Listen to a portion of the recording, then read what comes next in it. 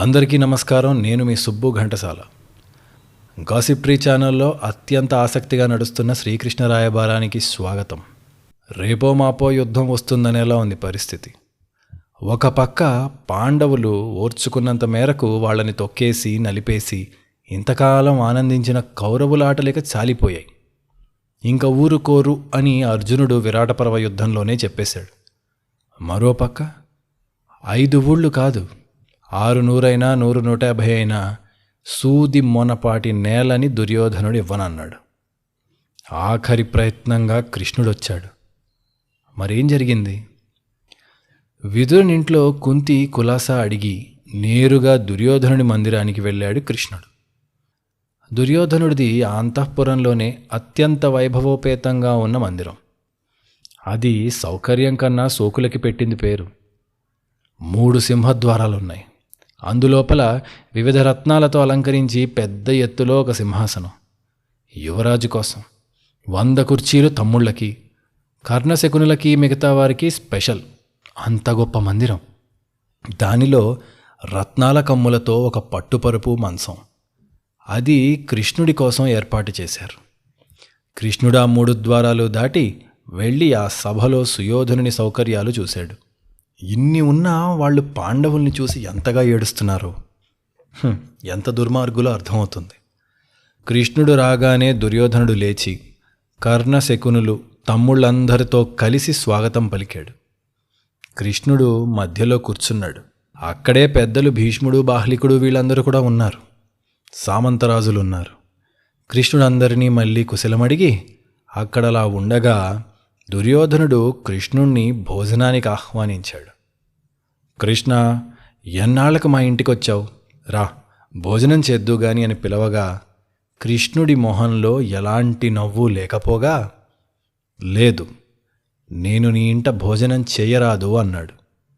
ఆలోచించండి, నిజంగా అంత పెద్ద అతిథిని, అంత గొప్ప హోస్ట్ భోజనానికి పిలిస్తే రానని మొహం మీద అంతమంది ముందు చెప్పటం ఎంత ఇన్సల్ట్, ఎంత అవమానం.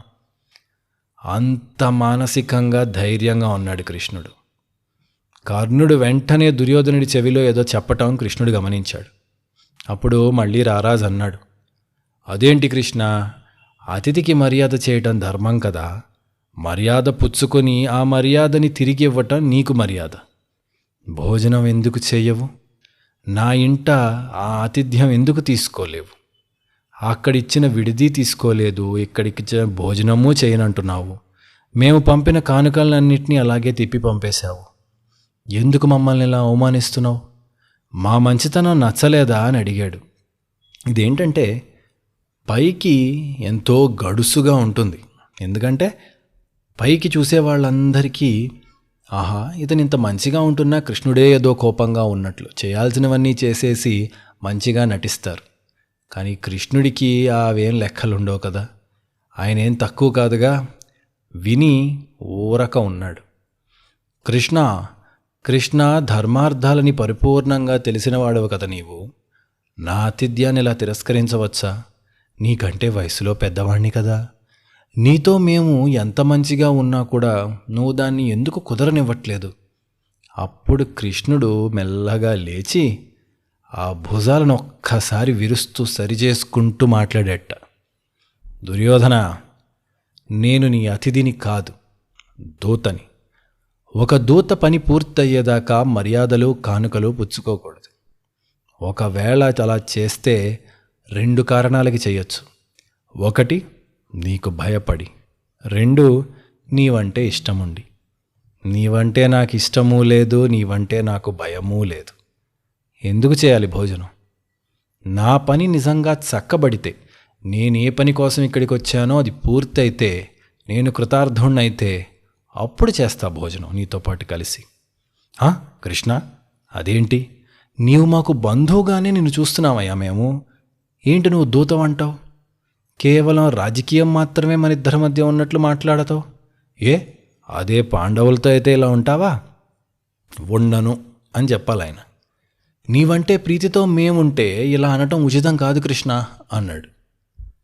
ఏది ఉచితమో ఏది కాదో నాకు తెలుసు దుర్యోధన. నేను కామం వలన కానీ, ద్వేషం వలన కానీ, క్రోధము, అసూయ వేటి వలన కూడా ధర్మాన్ని వదలను అని కర్ణుడికేసి చూస్తూ చెప్పాడు. పాండవులు మీ సోదరులు, సర్వజన సంపాదకులు. అటువంటి వారిని ఏడిపించారు. ఈనాడు కాదు, ఒకనాడు కాదు, ప్రతి పూట చిన్ననాటి నుండి ఏడిపిస్తూనే ఉన్నారు. గుర్తుపెట్టుకో దుర్యోధన, యస్థాన్ ద్వేష్టి సమాం ద్వేష్టి. పాండవుల్ని ద్వేషిస్తే నన్ను ద్వేషించినట్లే. నాకు మిత్రులవ్వాలంటే వారికి మిత్రులవ్వాలి. మీరు వారికి శత్రువుగా ఉందామనుకుంటే నాకు శత్రువులే. ఇందులో మరో మాట లేదు దుర్యోధన. అదే పాండవుల అదృష్టం చూడండి. పాండవులు చెప్పుకోవటం కాదు, కృష్ణుడు మాకున్నాడని. కృష్ణుడు చెప్పుకుంటున్నాడు, నేను పాండవులకి మిత్రుణ్ణని. సరే, బుద్ధిని శాంతి కోసం, తెలివిని మంచితనం కోసం వాడినవాడు నాకు ప్రీతికరుడు. సొంత వారిని కూడా నాశనం చేద్దాం అనుకునేవాడు కాదు. అలాంటి వాడి దగ్గర నిజానికి రాజ్యలక్ష్మి ఎక్కువ కాలం ఉండదు. దుర్యోధన, నీవు పాండవులని అకారణంగా ద్వేషించేవాడివి. అలా ద్వేషించే వాళ్ళ దగ్గర అన్నం ఎప్పుడూ తినకూడదు. అన్నంలో వారి ద్వేషం 6వ వంతుగా చేరుతుంది. నీ అన్నాన్ని నేను తింటే అది నాలో ప్రవేశించదా? ఆ విషాన్నాన్ని నేను తినను. నేను వెళ్ళి విదురుడి ఇంట తింటాను. అదేంటి, విదురుడు కూడా దుర్యోధనుడి దగ్గరే కదా. దుర్యోధనుడి డబ్బులేగా తినేది, మరేంటి తేడా? వెధవ దగ్గర పనిచేసిన గుణవంతుడు కూడా, నీవు ధర్మంగా ఉంటే నువ్వు వెధవ దగ్గర పనిచేస్తున్నా ఆ తీసుకున్న పనిలో పాపం ఉండదు, ఆ తీసుకున్న సొమ్ములో. ఇప్పుడు ఏంటంటే, వెధవ దగ్గర నువ్వు పని చేసినా నీవు ధర్మంగా ఉండి ఎంత తీసుకోవాలో అంత తీసుకుని నీ పనికి తగ్గట్టు డబ్బులు తీసుకుని ఉంటే అది ధర్మంగా సంపాదించింది. దానికి చెడు అంటదు, నీ చెడు దానికి పాకదు. కాబట్టి విదురుడి ఇంట ఇలా భోజనం చేస్తానని చెప్పి కృష్ణుడు వెళ్ళిపోతున్నాడు. అప్పుడు ఆ పక్కనున్న మిగతా వాళ్ళు ఎగబడ్డారు, మీదికొచ్చారు. కృష్ణ కృష్ణ కృష్ణ, మా ఇంటికి రా, మా ఇంటికి రా అని పిలిచారు. అంటే రాజభవనం అంటే అదో పెద్ద ఊరు కదా, అందరి మందిరాలు ఉంటాయి. అందరూ అక్కడ కృష్ణుడిని ఆహ్వానించారు, వాళ్ళ ఇళ్ళకి రమ్మని, వాళ్ళ ఆతిథ్యం తీసుకోమని. ఎందుకంటే కృష్ణుడు మా ఇంటికి వచ్చాడని చెప్పుకోవాలి కదా. మరి కృష్ణుడు వాళ్ళందరినీ శాంతింపజేసి, నేను మీ ఆతిథ్యం స్వీకరించినట్లే అని అందరికీ నమస్కారం పెట్టి విదురుని ఇంటికి వేగంగా వెళ్ళిపోయాడు. అక్కడ విదురుడు ఎదురు చూస్తున్నాడు. ఆయనకు ఒక టెన్షను, ఈ దుర్మార్గులు కృష్ణుడిని ఏమైనా ఇబ్బంది పెడుతున్నారా. కృష్ణుడిని చూశాడు, చూసి రాగానే లేచి, ఏమైంది కృష్ణ, అప్పుడే వచ్చేసావు అన్నాడు. ఏమైందంటే, ఏముంది విదురా, ఆకలేస్తోంది, అన్నం పెడతావా ఏమన్నా అన్నాడు. అంతే, విదురుడు అదే తడవు. తన శక్తికి తగ్గట్లు కృష్ణుడికి రకరకాల వంటలన్నీ వండిపెట్టి చక్కగా వండించి భోజనం పెట్టాడు. కృష్ణుడు ముందు తను తినకుండా తనకు కూడా వచ్చిన బ్రాహ్మణులందరికీ వడ్డించి హాయిగా కూర్చుని విదురుడు కుంతి వీళ్ళతో కబుర్లు చెప్పుకుంటూ కడుపు నిండా భోజనం చేసి ఆ రాత్రి విదురుని ఇంట నిద్రపోయాడు. చూడండి, అంత పెద్ద ఇదున్న సౌకర్యం తనవారు మంచివారు ఎవరైతే ఉన్నారో వాళ్ళ దగ్గరికి వెళ్ళి సుఖపడ్డాడు. రాకముందు అక్కడ విడిది ఏర్పాటు చేస్తే కూడా ఎవరింట్లో ఉన్నాడు? సామాన్యుల దగ్గర ఉన్నాడు. సరే, మర్నాడు ఉదయాన్నే లేచి శుభ్రంగా సిద్ధపడి సంధ్య చేసుకుని, ప్రాతఃసంధ్య అంతా మరి అసలు పని ఉంది కదా, అన్నిటికీ సిద్ధపడుతున్నాడు. కురుసభకి వెళ్ళాలి. కృష్ణుడు అలా స్నానం చేసి రెడీ అవుతుంటే విదురుడు వచ్చాడు. ఇంకా సూర్యోదయం అవలా విదురుడు వచ్చాడు. జనార్దన, విదురా, ఏంటయ్యా ఇది, ఎక్కడికి? ఎక్కడికేంటి విదురా, సభకి. ఎందుకు? ఎందుకేంటయ్యా తెలియనట్లు అడుగుతావు? కృష్ణ, ఆ దుర్యోధనుడు మందమతి, వాడికి ఉచ్చం నీచం తెలీదు. ఇష్టం అయిష్టం ఈ రెండూ కూడా అర్థం కావు. ఇప్పుడు నీవు వాడికి అయిష్టుడివి.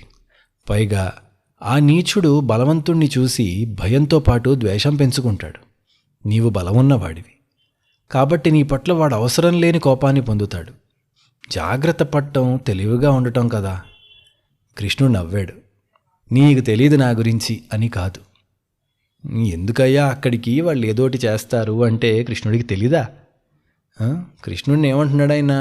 వాడి మొండి పట్టు కోసం ఏదన్నా చేస్తాడు కృష్ణ. వాడికి అడ్డు చెప్పేవాడు లేక అడ్డమైన పనులు చేస్తాడు. ఒక్కో క్షణం ఒక్కోలా ఉంటాడు. నీవు హితబోధ చేసినా కూడా వాడు యుద్ధమే కోరతాడు. భీష్ముడు, ద్రోణుడు, కృపుడు, కర్ణుడు, అశ్వత్థామ వీళ్ళందరూ ఉన్నారు కదా, వీళ్ళ మీద వాడికి అపారమైన నమ్మకం. నీ మాట వినడు వాడు. వాళ్ళ వైపు పాండవులు కనీసం చూడలేరు అన్న నమ్మకంతో ఉంటాడు వాడు. ఈ భీష్మాదుల పట్ల పాండవులే వాళ్ళు ఉండగా పాండవులు అటు వైపు కూడా చూడలేరు. పైగా 11 అక్షౌహిణీల బలం ఉంది వాడికి. ఇప్పుడు నీ పలుకులు వింటాడా? కర్ణుడిని నమ్మి కయ్యానికి దిగినవాడు కాలుడొచ్చి చెప్పినా వినడు కదా. కృష్ణ, మూర్ఖుల మధ్యలో బ్రాహ్మణుడు వేదం చెప్తే ఎంత ఉపయోగం ఉంటుందో నీ వెళ్ళి కురుసభలో చెప్పినా అంతే.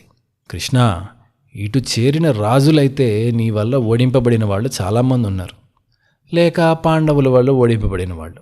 కాబట్టి వీళ్ళందరూ కూడా ఇప్పుడు ఏంటంటే పాలిటిక్స్ ఇదంతా. కృష్ణుడు చాలామందితో గొడవలు ఉన్నాయి కృష్ణుడికి. దానివల్ల కృష్ణుడిని ద్వేషించేవాళ్ళు ఇప్పుడు కృష్ణుడు పాండవుల సైడ్ వెళ్ళాడని చెప్పి ఆయన ఆపోజిట్ సైడ్లో చేరారు. అలాగే పాండవులు కొంతమందిని ఏడిపించారు కదా. వాళ్ళు ఏడిపించారంటే ఆ రాజసూయం అప్పుడు కాంపిటీషన్, దానివల్ల అదొక కోపం. పైగా స్వతహాగా ఈ హస్తినాపురానికి కొంతమంది allies ఉంటారు. ఇప్పుడు పాండవులు అర్జునుడు ఒకవైపు, భీముడు ఒకవైపు, నకులుడు ఒకవైపు, సహదేవుడు ఒకవైపు వెళ్ళారు కదా. వాళ్ళు ఒక్కొక్కళ్ళు వెళ్ళి రాజులను ఓడించారు కదా. అందరూ ఓపెన్ మైండ్తో తీసుకోలేదు కదా. కొంచెం ఆ ఓడిపోయిన కోపం ఉంటుంది కదా. అలాంటి వాళ్ళందరూ మరి ఇప్పుడు వీళ్ళ పాండవులకు ఆపోజిట్. ఇంకా కృష్ణుడికి అయితే చెప్పక్కర్లేదు. వీళ్ళందరూ కూడా ఎదుటివాడితో జత కట్టేందుకు వెళ్ళారు. రాచరికంలో పాలిటిక్స్ అన్నీ ఇలాగే ఉంటాయి కదా. మరి ఆ దుర్యోధనుడు అలాంటి వాళ్ళని మిత్రులు అని చెప్పి అంతర తన దగ్గర చేర్చుకుని ఇప్పుడు భూమిని ఎలాగన్నా జయించాలి ఆర్ జయించగలను అన్న గర్వంతో ఉన్నాడు. కృష్ణ, నాకు పాండవులంటే ఎంత ప్రేమో నీవు కూడా అంతేనయ్యా. అందుకే చెప్తున్నా, వదిలే, వెళ్ళకు, వెళ్ళిపో. ఎందుకు అక్కడికి? నీ మాటకేం విలువ లేదు అక్కడ. హస్తినాపుర సభలో, కురుసభలో నీ మాటకి విలువ లేదు. ఇప్పుడు మీరు అనొచ్చు మళ్ళీ, ఏంటండి ధర్మరాజు అదే అన్నాడు, విదురుడు అదే అంటున్నాడు, తెలియదేంటి వీళ్ళకి కృష్ణుడు దేవుడని? ఇప్పుడు ధర్మరాజు అలాగే భయపడ్డాడు, అమ్మ కృష్ణ వద్దు, కృష్ణ నిన్ను ఏమైనా చేస్తారు అని.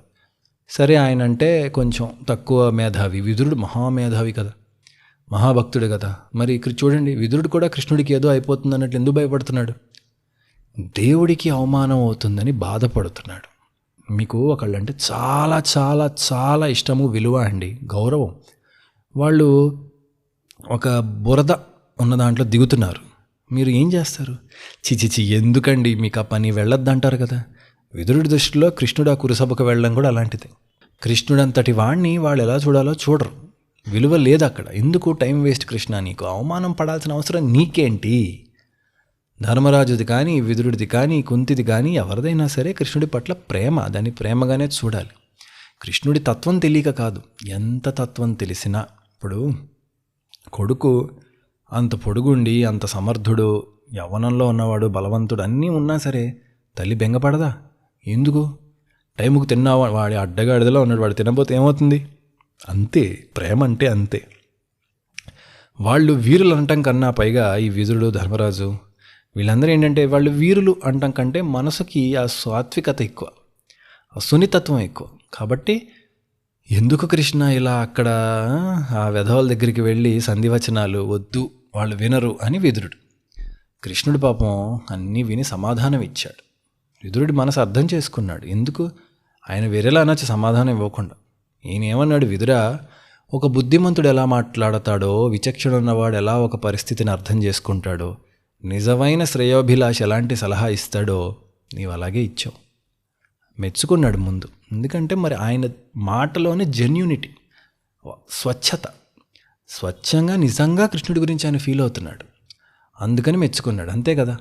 సలహా ఎప్పుడూ కూడా నీ గొప్ప కోసం కాదు.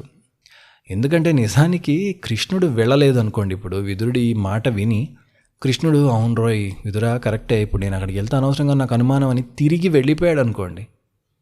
విదురుడి మాట వినే వెనక్కి వెళ్ళిపోయాడు అంటారు కదా అందరూ. ఓ ఈ విదురుడు ఏదో చేశాడు రా, విదురుడు ఏదో చెప్పాడు అనుకుంటాడు కదా. అందుకని విదురుడు ఏమనుకోవచ్చు, మనకి ఎందుకు అనవసరంగా ఇరుక్కుంటాం, ఈ కృష్ణుడికి ఏం చెప్పొద్దు, వెళ్తే వాళ్ళు చూసుకుంటారు. నిజమైన తెలివితేటలు అదే కదా, నాకెందుకులే అంటారు. విదురుడు అలా అనలేదు. విదురుడికి అవన్నీ పట్టవు. కృష్ణుడు అంటే జెన్యూన్ కన్సర్న్, ప్రేమ, అందుకని చెప్పాడు కృష్ణ ఎందుకు. కృష్ణుడు బదులిస్తూ అన్నాడు, విదురా, నీకు నేను ఎందుకు వెళ్తున్నానో చెప్పాలి. ఎందుకంటే నువ్విలా చెప్పినా కూడా నేను వెళ్ళటమే మంచిదని అనుకుంటున్నాను. కాబట్టి నీకు అలా ఎందుకు అనుకుంటున్నానో చెప్పాలి. అది విదురుడికి కృష్ణుడిచ్చిన మర్యాద ఇప్పుడు. ఎందుకంటే అంతా విని సర్లే బాగా చెప్పావులే కానీ నీకేం తెలీదు, నేను సభకి వెళ్ళొస్తాననొచ్చు. అలా అనలేదు. ఆయన పెద్దరికానికి, ఆయన బుద్ధికి అన్నిటికంటే ఎక్కువ తన పట్ల, ఇప్పుడు నీ పట్ల ఎవరికైనా కన్సర్న్ ఉందనుకో, నువ్వు వాళ్ళతో రూడ్గా మాట్లాడు. అరే లేదురా, నేను ఎందుకు చేస్తున్నానంటే అంటాం. నిజంగా విదురుడు మరి యమధర్మరాజే కదా. మీకు తెలుసా తెలీదా ఈ విషయం? ఆయన యమధర్మరాజు ఎలా అయ్యాడో కమెంట్లో చెప్పండి, తెలిస్తే చూద్దాం. కృష్ణుడు అన్నాడు, విదురా నీకు తెలియంది కాదు. భూమిని శాంతింపజేయటం అన్ని ధర్మాల్లోకి గొప్ప ధర్మం. ఏనుగులు, రథాలు, గుర్రాలు, మనుషులు అందరూ కొట్టుకు చచ్చే ఈ ఘోరమైన రణం భూమికి మంచిది కాదు కదా. ఎన్నో జంతువులు, మూగజీవాలు చనిపోతాయి, ఎందరో మనుషులు పోతారు, ఎకలాజికల్ బ్యాలెన్స్ పోతుంది. మీకు తెలుసా, ఇప్పుడు ఏంటంటే నీలేష్ ఓక్ అని ఒక ఆయన ఉన్నారు. ఆయన ఒక విషయం చెప్పారు. ఆయన ఏంటంటే ఈ రామాయణ మహాభారతాలలో శాస్త్రీయతని, సైంటిఫిక్ ఎవిడెన్సెస్ని తీసి వాటి యొక్క వాస్తవికతని ప్రూవ్ చేస్తూ ఉంటారు. అంటే ఇవన్నీ నిజాలు జరిగినాయి అని. ఎందుకంటే మనకి రామాయణ మహాభారతాల్లో రకరకాల చోట్ల తిథులు, నక్షత్రాలు, లేక ఆకాశంలో జరిగేవి, ప్రకృతిలో జరిగే పరిణామాలు, సీజన్స్, ఇవన్నీ మెన్షన్ చేస్తారు. మనం ఇదంతా ఒక పట్టికలాగా రాసుకుంటే ఆ క్రొనాలజీ ఇలా ఇలా ఇలా సరిపోయే టైం లైన్ని సైంటిఫిక్గా మనం కనుక్కోవచ్చు. ఈ ఎవిడెన్సెస్ అన్నీ తీసుకుని ఇది ఎన్నేళ్ల క్రితం నిజంగా జరిగి ఉండొచ్చు, ఎందుకంటే వీటి కరెక్ట్ సంవత్సరం ఒక్కొక్కళ్ళు ఒక్కొక్కటి మాట్లాడతారు కదా. సో ఆయన ఇలాంటి చేస్తే ఒక రకమైన శాస్త్రవేత్త. ఆయన ఒక అద్భుతమైన విషయం చెప్పాడు, ఒళ్ళు గగురు పుడుస్తుంది, నిజంగా గూస్ బంప్స్. ఏంటంటే ఒక ఫారెన్ సైంటిస్ట్ ఉంది, లేడీ, ఒక ఆవిడ ఏంటంటే చరిత్రని స్టడీ చేస్తూ చేస్తూ ఒక విషయాన్ని కనిపెట్టింది. ఒకానొక టైంలో మన పాకిస్తాన్, ఆఫ్ఘనిస్తాన్, లేక కజకిస్తాన్, మిడిల్ ఏషియా ఆ ప్రాంతం అంతా కూడా జీన్ డ్రాప్ అంటారు. జీన్ డ్రాప్ అంటే ఏంటంటే మగవారి డిఎన్ఏ, పిల్లల్ని పుట్టించడానికి ఆడవాళ్ళది మగవాళ్ళది ఇద్దరికి కావాలి కదా. మగవాళ్ళ ఇది ఆల్మోస్ట్ జీరో అయిపోయింది, చాలా చాలా చాలా చాలా పడిపోయింది. పిల్లలు పుట్టడానికి మగవాళ్ళు లేరు. ఆ నంబర్ ఆఫ్ మెన్ రేషియో ఉంటుంది కదా, విపరీతంగా పడిపోయింది. ఒకానొక టైంలో ఆవిడ చాలా ఇంట్రెస్టింగ్గా పరిశోధన చేస్తే ఏం తెలిసిందంటే అది కురుక్షేత్ర యుద్ధ కాలం నాటిదే. అంటే ఆవిడ కురుక్షేత్ర యుద్ధ కాలం నాటిది అని ఆవిడ తీర్మానం చేయలేదు. ఆవిడ ఒక 5500 సంవత్సరాల క్రితం ఫలానా సమయంలో ఇలా జరిగింది అని. అదేంటా అని చూస్తే మన కథల ప్రకారం కురుక్షేత్ర యుద్ధం జరిగిన సమయంలోనే. అంటే ఆ యుద్ధంలో అంతమంది చనిపోయారు మగవాళ్ళు, అంతే కదండి. మరి ఏవో 3-4 రాజ్యాలు తప్ప అందరూ పాల్పంచుకున్నారు, అందరూ చనిపోయారు, చాలా తక్కువ మంది మిగిలారు. గట్టిగా మాట్లాడితే కథ ప్రకారం పాండవుల సైడ్ 7 మిగిలారండి. 7 అక్షోహిణీల్లో 7 మిగిలారు. కాబట్టి ఎంత సైంటిఫిక్, ఇలాంటివి విన్నప్పుడు ఎంత మహాభారతం చదివినా కూడా అసలు ఇంత స్కేల్లో విషయాలు జరుగుతాయా అని కొంచెం అతిశయానికి లోనవుతాం కదా. ఈ బ్రహ్మాస్త్రాలేంటి, పాశుపతాస్త్రాలేంటి, పెద్ద పెద్ద రథాలేంటి, లక్షల మంది కొట్టుకుని చావడం ఏమిటి, భీముడికి అంత బలమేంటి, అర్జునుడికి అంత బలమేమిటి అన్నీ అనుకుంటాం కదా. కాబట్టి ఎంత చదివి ఎంత నమ్మకం ఉన్నా ఊహకి అందటానికి కొంచెం భావదారిద్ర్యం అనమాట. ఆలోచించడానికి ఆర్ ఫీల్ అవడానికి సరిపోదు, అంత పెద్ద స్కేల్లో ఉంటాయి కథలు. ఎప్పుడైతే ఇలాంటి సైంటిఫిక్ ఎవిడెన్సెస్ మనకి బయటపడతాయో ఒళ్ళు గగురు పుడుస్తుంది. ఊరి నాయనో నిజంగా జరిగిందని ఒక చిన్న ఊహ, ఇమాజిన్.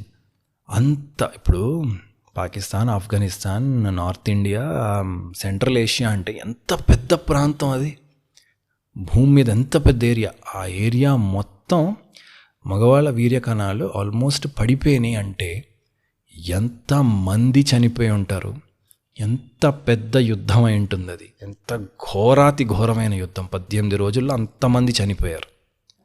అలాంటిది కాబట్టి కృష్ణుడు చెప్తున్నాడు అంత ఘోరమైన యుద్ధం. ఇదంతా ఎందుకు వచ్చిందంటే కృష్ణుడు ఎందుకు, విదురా నాకు తెలుసు వాళ్ళు నా మాట వినరని, మంచికి అక్కడ చోటు లేదని, విలువ లేదని అన్నీ తెలిసినా కూడా ప్రయత్నం ఎందుకు చేస్తున్నా, నాకు అవమానం జరిగితే జరిగింది విదురా. ఇన్ని లక్షల మంది మనుషులు కొట్టుకొని చచ్చిపోయే ఆ ఇది తప్పుతుంది కదా. అలాంటి యుద్ధాన్ని ఆపాలనుకోవటం అన్నిటికంటే గొప్ప ధర్మం అంటున్నాడు కృష్ణుడు. ఇందులో నేను విఫలమైతే అవుతాను నిజమే, కానీ నా ప్రయత్నానికన్నా విలువ ఉంటుంది కదా.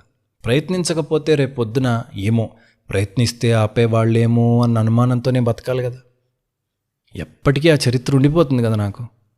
మనం పూర్తి ప్రయత్నం చేద్దాం అని ఒక నమ్మకమైన ఉంటుంది కదా ఇలా చేస్తే.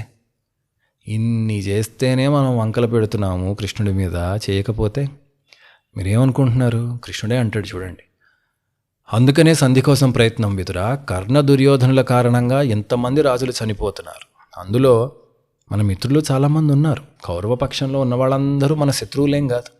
తెలిసి తెలిసి వాళ్ళని చంపేసుకుంటాం. పైగా ఇటు పాండవుల వైపు మరి ఎంత ప్రాణ నష్టం జరుగుతుంది. వాళ్ళు ఏమీ ఎవ్వరు చావకుండా ఉండరు కదా. ఇదంతా కుదిరితే ఆపగలిగితే మంచిదే కదా. వినలేదో విన్నాడో, నా ప్రయత్నం అయితే మానలేను కదా. అందుకని మంచి ఎలాంటి మూర్ఖుడికైనా చెప్పాలి. అంటే చిన్న చిన్న విషయాల్లో కాబట్టి పెద్ద పెద్ద విషయాల్లో చెప్పాలి. మన పని మనం చేయాలి. యుద్ధానికి మేము ఎలాగో సిద్ధమే, కానీ చెప్పాల్సిన 4 ముక్కలు ఈ లోపల చెప్పాలి కదా. నేను చెప్దామని వస్తుంటే నాతో ఎందరో ఋషులు కూడా వచ్చారు తెలుసా. ఎందుకు వచ్చారు? ఎందుకే మంచి చెప్పాలన్న ఆశ, ప్రయాస. ఎవడో ఒకడు వింటాడు. ఒక్కడు విని ఎంతో కొంత ప్రమాదం తప్పినా మంచిదే కదా. చూడండి, ఈ కృష్ణుడు ప్రయత్నించలేదండి, లేకపోతే కృష్ణుడు మాయ చేశాడండి, యుద్ధానికే ప్రయత్నించాడండి, గాడిదే గుడ్డండి. ముమ్మాటికి ఆయన యుద్ధం ఆపడానికే ప్రయత్నించాడు. 100కి 100 పాళ్ళు. కథలో అన్ని రకాల ఎవిడెన్సెస్ ఉన్నాయి. కృష్ణుడు ఎక్కడ కూడా పక్క తీసుకెళ్ళి నా తెలుసులే యుద్ధం అవుతుందని అందుకే ట్రిక్కేసా అలా ఎక్కడా అనలేదు. ఆయనకు యుద్ధం అవుతుందని తెలుసు, కానీ యుద్ధం ఆపడానికి ప్రయత్నించాడు. అది ఎలా అనకండి. నిష్కామకర్మ అంటే అలాగే ఉంటుంది. భగవద్గీతలో అదే ఆయన పాపం మొత్తుకున్నాడు. ఒరే బాబు, జరుగుతుంది జరగదు అని నాకు తెలుసు, నీకు తెలీదు. బట్ నాకు తెలిసి కూడా నేను ప్రయత్నం చేస్తున్నాను, నీకు తెలియకుండానే ఓడిపోతానని ప్రయత్నం ఎందుకు మానుతున్నావు అని అర్జునుడిని అడుగుతున్నాడు. అదే నిష్కామకర్మ. కాబట్టి ఫలితం ఏదొస్తుందని నాకు అనవసరమయ్యా. ఏమో, నేను భగవంతుడు మనిషికి ఫ్రీ విల్ అంటూ ఇచ్చాడు కదా. ఆ ఫ్రీ విల్ వల్లే వీడు కొట్టుకుని చచ్చేవాడు. ఆ ఫ్రీ విల్ వల్లే పొరపాటున ధృతరాష్ట్రుడి మనసు మారో, భీష్ముడి మనసు మారో, కర్ణుడి మనసు మారో, ఎవడో ఒక్కడన్నా నేను యుద్ధం చేయనంటే ఎంతో కొంత శాంతి జరుగుతుంది కదా. అందుకని ప్రయత్నం. కాబట్టి అందులో మళ్ళీ ఏవో లీలలో గోలలో పెట్టకండి. అది జరగదని తెలిసినా కృష్ణుడు ఎలాంటి ప్రయత్న లోపం చేయకుండా యుద్ధం ఆపడానికే ప్రయత్నించాడు. విదురా, ఎన్నో తరాల తరువాత ఇన్ని గొప్ప గొప్ప రాజ్యాలతో ఉన్నాం మనం. వీళ్ళందరూ కొట్టుకుని చస్తే ఏముంటుంది? అండ్ పాపం నవ్వొచ్చింది ఇక్కడ చదువుతుంటే. కృష్ణుడు అంతటి వాడు కూడా మన విషయంలో బోల్తా పడిపోయాడు. ఏంటో తెలుసా? ఆయన అన్నాడు, విదురా, ఇలా చేస్తే లోకంలోని వాళ్ళందరూ రకరకాల పాపాత్ములు, మూఢులు ఉంటారు కదా. కృష్ణుడు సమర్థుడై ఉండి కూడా యుద్ధాన్ని ఆపలేదు అన్న నింద నా మీద వేయరు కదా. అందుకనన్నా ప్రయత్నం చేస్తా. పాపం ఆయనకు తెలీదు మనం వదలం ఆయన్నని. ఇప్పుడు మనం ఉన్నాం. ఇప్పుడు మనం ఎందుకు? అప్పుడే గాంధారీదేవే అయిపోగానే అంది నువ్వు ఆపగలవా, ఆపలేదని శాపం కూడా ఇచ్చింది కదా. కానీ నిజమే, నువ్వు అన్నట్టు ఒకవేళ నేను చెప్పినట్టు కూడా వినకపోతే దుర్యోధనుడు చచ్చిపోతాడు. బట్ చెప్పాలి కాబట్టి చెప్తున్నా. పాండవుల స్వార్థం జరిగితే ధర్మం గెలుస్తుంది. వాళ్ళ స్వార్థం ఏంటి? వాళ్ళ రాజ్యం వాళ్ళకి కావాలి. కౌరవుల మదం అణిగినా ధర్మం గెలుస్తుంది. వాళ్ళ మదం అనగటం అంటే వాళ్ళ యుద్ధంలో ఓడించినా ధర్మం గెలుస్తుంది. శాంతితో చేసే పనిని మనం ప్రయత్నించాలి. అది సంధి. ఎందుకు? సంధి జరిగితే ఇద్దరు గెలుస్తారు కనుక దానికోసం ప్రయత్నిస్తా అని చెప్పి కురుసభకి కృష్ణుడు బయలుదేరాడు. అబ్బో, కృష్ణుడు అంటే కృష్ణుడు ఒక్కడే కాదు, ఋషులు ఎందరో ఎన్నెన్నో కథలు చెప్తారు, బోళ్ళు చెప్తారు ఆ సభలో. నెక్స్ట్ మనకి సినిమాల్లో కూడా అవేం చూపించరు. హైలైట్స్ కృష్ణుడు మాట్లాడేవే హీరోయిక్గా చెప్తారు. కానీ పాపం ఋషులు, నారదుడు, పరశురాముడు, వాళ్ళు వీళ్ళు అనుకుంటూ మొత్తుకుంటారు. ఎన్ని ఎగ్జాంపుల్స్ చెప్తారు. ఓరి బాబు, ఇదిగోరా ఇన్ని కథలు ఉన్నాయి, నా మాట వినరా, వద్దురా అని. సరే, అలా విదురుడితో మాట్లాడాడు. కృష్ణుడు మాట్లాడి తన ఉపాసనలో అలా కూర్చున్నాడు ధ్యానంగా. వాళ్ళు వచ్చి తీసుకెళ్తారు కదా చూసుకుంటే. అప్పుడు దుర్యోధనుడు, శకుని వచ్చారు. వచ్చి, కృష్ణ ఇంద్రుడి కోసం దేవతలందరూ ఎదురు చూస్తున్నట్లు అక్కడ పెద్దలందరూ నీ రాక కోసం చూస్తున్నారు. వెళ్దామా అని సగౌరవంగా సభకి ఆహ్వానించారు.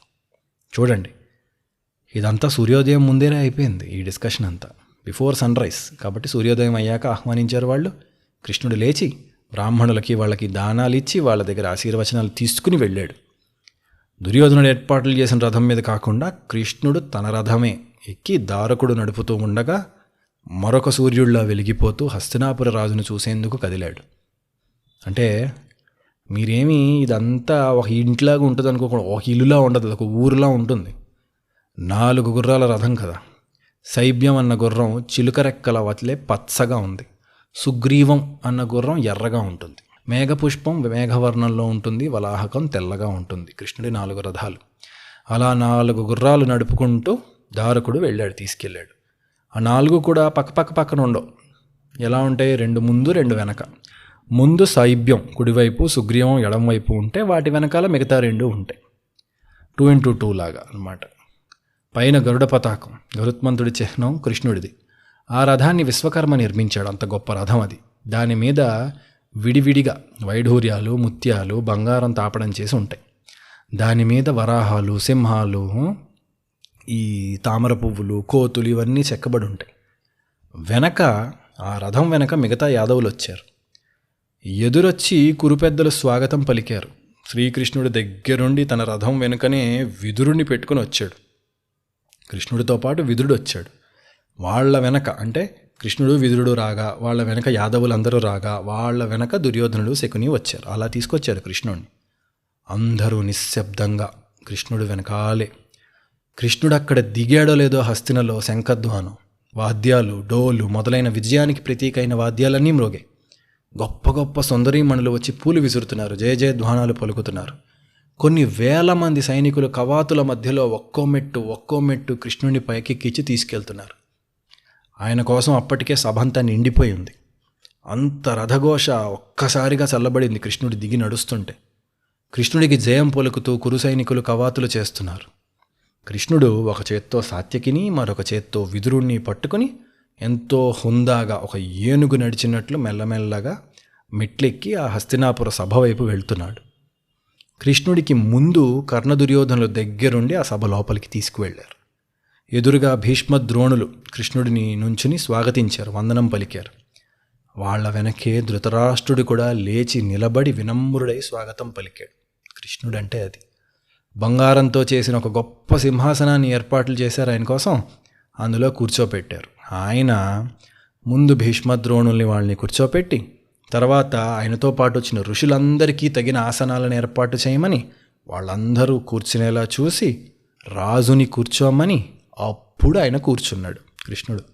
ఆయన తిరిగి చూడండి, ఋషులకి అంత మర్యాద, అందరికీ అంత మర్యాద చేసి ఆయన కూర్చున్నాడు. పద్ధతులు తెలుసుకోండి. హాస్పిటాలిటీ ఎలా ఉంటుంది, మనం ఒకళ్ళ ఇంటికి వెళ్ళినప్పుడు ఎలా ఉండాలి, ఇవన్నీ చిన్న చిన్న వాటిల్లో ఉంటాయి. సరే, అందరికీ కూడా సత్కారాలు అయ్యాకే తను మర్యాద పుచ్చుకున్నాడు. చేస్తున్నారు కదా అని తీసుకోలే. ఎంతైనా వయసులో చిన్నవాడు కృష్ణుడు, చాలామంది కంటే అక్కడ దుర్యోధనుడి కంటే చిన్నవాడు కాబట్టి. పైగా ముందు ఋషులకి మర్యాద చేయాలి, చేయించాడు. చూశాడు అందరూ ఎవరెవరు ఆసనాల మీద వాళ్ళు ఉన్నారు కదా, చూశాడు. కర్ణ దుర్యోధనులు కృష్ణుడికి చాలా దగ్గరలో పక్కనే ఇద్దరూ ఒక్కటే ఆసనం మీద ఉన్నారు. అంటే వాళ్ళ గొప్ప స్నేహాన్ని చెప్పుకుంటున్నారు అలాగా. విదురుడు కావాలని ఏం చేశాడంటే, ఎప్పుడు రాజు పక్కన ఉండేవాడు, ఈసారి కృష్ణుడి పక్కన కృష్ణుడి ఆసనం కంటే ఒక చిన్న ఆసనం వేయించుకొని దానిపైన మృగచర్మం కప్పుకొని అక్కడ కూర్చున్నాడు. రాజుకి మంత్రిగా కాదు, కృష్ణుడికి భక్తుడిగా ఉన్నాడు విదురుడు అక్కడ క్లియర్లీ. పైనుండి ఈ సీన్ అంతా పైనుండి చూస్తే ఎలా ఉంది నాకు అనిపించినది, ఒక బంగారంతో చేసిన వడ్డాణం ఉంటుందే అలా సభంతా ఉంటే మధ్యలో నీలమణి మెరిసిపోతున్నట్లు కృష్ణుడు మెరిసిపోతున్నాడు. అలా ఉంది. కృష్ణుడి మాటల మీదనే కదా ఎక్కువ శ్రద్ధ పెట్టి మనం మాట్లాడుకోవాలి. మిగతా ఋషులు చెప్పే ఆ గొప్ప కథలు అవన్నీ మనం విడిగా చెప్పుకుందాం. మీకు నిద్ర వచ్చేస్తుంది, అది మీకు ఇష్టమైతే అది కూడా విడిగా చెప్పుకుందాం. ఎప్పుడైనా కామెంట్లో చెప్పండి. కృష్ణుడు మాట్లాడటం మొదలుపెట్టాడు. రాజా, కురువంశానికి మేలు జరగాలని కోరే వాళ్లలో నేను ప్రథముణ్ణి. ఆ ఉద్దేశంతోనే అందరికీ మంచి జరిగే పనికి పూనుకొని ఇక్కడికి వచ్చాను. ఇవాల్టి రోజున సమస్త రాజవంశాలలో కురువంశమే గొప్పది. ఎందుకంటావేమో, నిజమైన రాజవంశానికి ఉండాల్సిన గుణాలు దయ, జాలి, కరుణ, శౌర్యము, ప్రతాపము, శక్తి ఇవన్నీ కూడా సమపాళంలో ఉండాలి. అవి ఉన్న రాజులందరిలో కురువంశంలోనే నిండుగా ఉన్నాయి. మిమ్మల్ని చూసి మిగతా రాజులు, రాజ్యాలు నేర్చుకోవాలి. అయితే ఆ గుణాలు అలా కొనసాగాలనే ఉద్దేశంతో ఇక్కడికి వచ్చా. ఎప్పుడూ కూడా మనిషి అన్నవాడు పొరపాటు చేస్తాడు, అది సహజం. రాజుల వంశంలో చేసే తప్పులు నిజానికి చాలా పెద్దవైపోతాయి. ఎందుకంటే వాళ్ళ ప్రభావం సమాజం మీద చాలా ఎక్కువ ఉంటుంది. నీ వంశంలో ఎవరు తప్పు చేసినా దాన్ని సరిచేసే శక్తి, బాధ్యత నీకున్నాయి. అందులో మరొక మాట లేదు. అయితే నీ కుమారులు దుర్యోధనుడితో మొదలై పొరపాట్లు కాదు, ఘోరమైన పాపాలే చేస్తున్నారు. అది జగమెరిగిన సత్యం. దాన్ని నీవు సరిచేయలేదు సరికదా, మౌనంగా ఉంటున్నావు. దానివల్లనే నేడు యుద్ధం వచ్చి పడింది. నా ఉద్దేశంలో ఇంత యుద్ధాన్ని నీ ఒక్క మాట ఆపగలదు. ఈ యుద్ధం ఆపటం దుష్కరం కాదు, అలా అని నేను అనుకోవట్లేదు. కురునందన, నరపాల, సంధి, సమరం రెండూ నీ చేతుల్లోనే ఉన్నాయి. నీ కుమారుల్ని నీవు నిలువరించు, పాండవుల్ని నేను ఆపుతా. యుద్ధం జరగాల్సిన అవసరమే లేదు. నీవు రాజుగా శాసిస్తే నీ పేరు 10 కాలాల పాటు చరిత్రలో చల్లగా మిగులుతుంది. లేక తండ్రిగా బానిసవైతే రగిలే కథలో రక్తపు వర్ణంగా నీ పేరు ఉండిపోతుంది. పాండవులని సరిగ్గా వాడుకుంటే నీకు ఎంత సుఖమో తెలుసా? వారితో వైరం ఎవ్వరికీ సుఖం కాదని తెలుసా? నిజంగా పాండవులే ఈ వంశాన్ని కాస్తున్నంత వరకు ఇంద్రుడే దేవతలతో దిగివచ్చినా కదపలేడు. ఇక మామూలు రాజుల గురించి చెప్పేదేముంది? నీ వైపున్న బలం భీష్ముడు, ద్రోణుడు, కర్ణుడు, కృపుడు, అశ్వత్థామ, వికర్ణుడు, సోమదత్తుడు, బాహ్లికుడు, సైంధవుడు, కళింగుడు, కాంబోజుడు. వీళ్ళకి యుధిష్ఠిరుడు, భీముడు, అర్జునుడు, నకుల సహదేవులు తోడైతే ఊహించు, అసలు ఎవ్వరూ నీ కోటని కదపగలరా? మరో 1000 ఏళ్లపాటి వంశం వర్ధిల్లదా? కురుపాండవులతో కూడిన నీవు లోకానికే రాజువయ్యా, అజేయుడివి. నీకన్నా బలమున్నవాడు ప్రపంచంలోనే ఉండడు. అందుకే ఇంతకుముందులాగా వారిని ఆదరించు, అలాంటి గతిని పొందు, సుఖంగా ఉండు అన్నాడు. అంటే ముందు రాజుతో ఆయనకి ఒక పని చేస్తే ఎలాంటి ఉపయోగం ఉందో చెప్తున్నాడు. ఏం చేయాలి దానికి? జస్ట్ నీ కొడుకులకు బుద్ధి చెప్పు, నోర్ ముయ్ అని చాలు. So simple. పూర్తి బరువుని ధృతరాష్ట్రుడి మీద పెడుతున్నాడు కృష్ణుడు. పెట్టి అలా చేయడం ఎంత ఉపయోగమో చెప్తున్నాడు, మోటివేట్ చేస్తున్నాడు. గమనించండి, కృష్ణుడు మాయ చేస్తూ అబద్ధమేం చెప్పట్లేదు ఇక్కడ. ముమ్మాటికి నిజమే. ఆయన తెలిసి కూడా చూడలేని నిజాన్ని చెప్తున్నాడు అంతే. కాస్త తెలివున్నవాడు ఎవడైనా సరే అర్థం చేసుకుని కొంచెం అర్థం చేసుకుంటే పని అయిపోతుంది. కాకపోతే ఆ రాజుకున్నది కాస్త తెలివి కాదుగా, చచ్చు తెలివి. అందుకే అందరినీ చెడగొడతాడు. సరే, కృష్ణుడు ఇంకా అన్నాడు. ఇప్పుడు మంచి చెప్పాడు, మరి ఇప్పుడు దాకా నెక్స్ట్ చెడు గురించి చెప్తున్నాడు. మహారాజా, యుద్ధమే జరిగితే ఎలా ఉంటుందో చెప్తాను విను. ఇరుపక్షాలు తీవ్రంగా నష్టపోతాయి. పాండవులు మరణించవచ్చు, నీ కుమారులు మరణించవచ్చు. ఖచ్చితంగా ఏదో ఒకటి అవ్వదా? 2 వైపులా అపార నష్టం.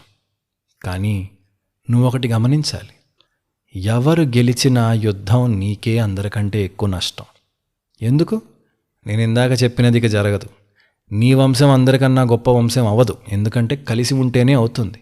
నీవందరికన్నా గొప్ప రాజువి కాలేవు, ఎందుకంటే కురుపాండవులు కలిసి ఉంటేనే నీకా సౌఖ్యం. బలం పోయేది నీకే వీళ్ళు కొట్టుకుంటే. ఎందుకంటే అందరూ సూర్యులే, ఎవరు పోయినా నీకే నష్టం, అందరికీ ప్రభువి నువ్వే. నిజానికి నా అంచనా ప్రకారం బలాబలాలు చూసుకుంటే సమస్త కురుపాండవులు పోతారు. నీ కొడుకులందరూ పోతారు, పాండవులు పోతారు. ఇక వారితో చేరిన రాజులు అసహనానికి గురై కొట్టుకుని చచ్చి అన్నీ నీ ఖాతాలోనే. ధృతరాష్ట్ర మహారాజా, రాజులు పోయాక సైన్యాలుంటాయా? వాళ్ళు పోతారు. సైన్యాలంటే ఎవరు? సామాన్యులు కదా, ప్రజలు కదా సైనికులంటే.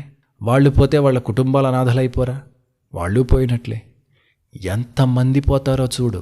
ఇందాక చెప్పింది అదే, అంతమంది పోయారు.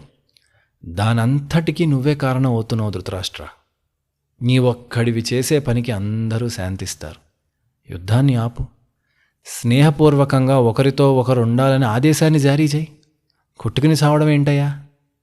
కనుక ఈ విధంగా ప్రయత్నం చేయమని ఫస్ట్ రౌండ్ చాలా ప్రేమగా చెప్పాడు. మంచి మాటలతో ఇంట్రడక్షన్. ఎందుకంటే రాజా, నీవు పెద్దవాడివి అయిపోతున్నావు, మనవాళ్ళు కూడా పెద్దవాళ్ళు అయిపోయారు. నీకు హాయిగా నీ రాజ్యాన్ని ధర్మరాజుకి దుర్యోధనుడికి పంచిచ్చేసి నువ్వు హాయిగా భగవద్ ధ్యానంలో ఉండు, హాయిగా ఉండు, బతుకు, హ్యాపీగా బతుకు. నువ్వేం కష్టపడక్కర్లేదు, జస్ట్ న్యాయం చేయి చాలు. ఒక్క ఆదేశాన్ని ఇవ్వయ్యా, అది జరిగేలా భీష్ముడు చూసుకుంటాడు. నువ్వేం కష్టపడక్కర్లేదు. నువ్వు ఒక ఆర్డర్ వేసేసి భీష్ముడు విదురుడు చూసుకుంటారు. నువ్వు వెళ్ళి ఇద్దరు రూమ్లోకి వెళ్ళి ఏమవుతుంది? అలా చెప్పి కాస్త ఆగాడు కృష్ణుడు. అందరి కేసు చూశాడు. చూసి మళ్ళీ అన్నాడు, సరే నా మనసులో చెప్పాను, కానీ ఇప్పుడు పాండవులు నీకేదైతే సందేశం పంపారో ముందు అది చెప్తా. నీకు వాళ్ళు ఎంతో వినయంతో నమస్కరించి ధర్మరాజు అన్నాడు, తండ్రి నీ ఆదేశాన్ని అనుసరించి నా వాళ్లతో 13 ఏళ్ళు కష్టాలు పడ్డా. నిన్ను నమ్మి, పెద్ద తండ్రివి కదా, నా తండ్రి కన్నా గొప్ప గౌరవాన్ని ఇచ్చి నీ మీద నమ్మకంతో అరణ్యవాసం అజ్ఞాతవాసం చేశాం. ఇప్పుడు తిరిగి మా రాజ్యం మాకు ఇవ్వమని కోరుతున్నా. నిజంగా ధృతరాష్ట్రునికి మనసు ఉంటే అసలు ఇలాంటి అభ్యర్థన విని వెంటనే ఇచ్చేయాలి. ఏముంది, అడిగిపోయేది ఏముంది? My opinion about him. నిజానికి ధృతరాష్ట్రుడి మీద నా అభిప్రాయం ఏంటంటే, అందరికంటే పెద్ద కల్పరిట్ ఆయనే. నాకున్న పెద్ద అనుమానం ఏంటంటే, శ్రీకృష్ణుడు ధృతరాష్ట్రుడికి ఆ విశ్వరూప సందర్శనం, ఆ గొప్ప విరాట్ రూప సందర్శనం ఎందుకు ఇచ్చాడు? ఆయన అర్హత ఏంటి? నా లెక్కలో అయితే అసలు దుర్మార్గుడు ఆయనే. ఆయన అక్కడు సరిగ్గా బిహేవ్ చేసుంటే యుద్ధం ఉండేది కాదు. ఆ మానసిక బలహీనత రాజుకుండటం వల్లే సర్వనాశనమైంది. పైగా ఆయనకేం పాండవులంటే ఇష్టం లేదు, పైకి అలా నటిస్తాడంతే. ధృతరాష్ట్రుడు is the most complex character కర్ణుడి కంటే. కర్ణుడు ఇంకా చాలా క్లియర్గా ఉంటాడు వ్యాస మహాభారతంలో కానీ ఆంధ్ర మహాభారతంలో కానీ. ఆయన గురించి అనవసరంగా సినిమాల్లో ఏదో గొప్ప గొప్పగా చేసేసి హీరోని చేస్తారు, కానీ కర్ణుడికి అంత సీన్ లేదు. ఆయన నెగిటివే, కొంచెం పాజిటివ్. కానీ ధృతరాష్ట్రుడు పేజీకో రకంగా ప్రవర్తిస్తుంటాడు. నిజంగా అర్థం కాడు. అందుకే ఇవాల్టి జనానికి చాలా రిలేటబుల్ అనిపిస్తుంది. మనిషి చెడ్డవాడు, పైకి మంచిగా నటిస్తాడు, నటించి అందరూ నా గురించి చాలా మంచిగా ఉండాలి అనుకోవాలని అనుకుంటాడు. దొంగ మనకులాగే. కాబట్టి అలాంటి ధృతరాష్ట్రుడికి ఇదంతా చెప్పాడు. పైగా అంటున్నాడు కృష్ణుడు, ఇప్పుడు పాండవులేంటి, వాళ్ళ మాట వాళ్ళు కాపాడుకున్నారు రాజా. నీ మీద నమ్మకంతో 13 ఏళ్ళు వెళ్ళారు. ఇప్పుడు నీ మాట నువ్వు కాపాడుకుంటావా మరి? అప్పుడు ఒక నీతి చెప్పాడు కృష్ణుడు. రాజా, ఎందుకంటే ధర్మానికి భంగం కలిగినప్పుడు అది 10 మందికి తెలుస్తుంది. తెలిసాక కూడా పెద్దలు దాన్ని సరిచేయలేదనుకో, ఆ తప్పే ధర్మం అయిపోతుంది. అంటే రాజే తప్పును ఒప్పుకున్నాడు రా అని చెప్పి ఇంక అది తప్పు అవదు. అందరూ చేస్తారు, అందరూ దాన్ని చేస్తారు ఆ తప్పుని. అలా చేసే సమాజం మొత్తం గాయపడుతుంది, పాడైపోతుంది. ఎంత మంచి మాట, ఎంత నిజమైన మాట. పాండవులు రాజ్యం పొందటం ధర్మం, న్యాయం, అందులో ఎలాంటి అనుమానం లేదు. మరి నువ్వేం చేస్తావు ఇప్పుడు? నీవు క్రోధానికి కానీ లోభానికి కానీ లొంగని వాడివి. ఆ అవసరం లేదు నీకు. క్రోధానికి లోభానికి ఎందుకు? నీకు లేని ఆస్తా? మహారాజువి. నీ తమ్ముడు పాండురాజు కూడా నిన్ను పూజించాడయ్యా. అతని పిల్లలు అలాగే చేశారు. కాబట్టి నీవు మాత్రమే యుద్ధాన్ని ఆపగలవు. ఆపు అని అడిగాడు.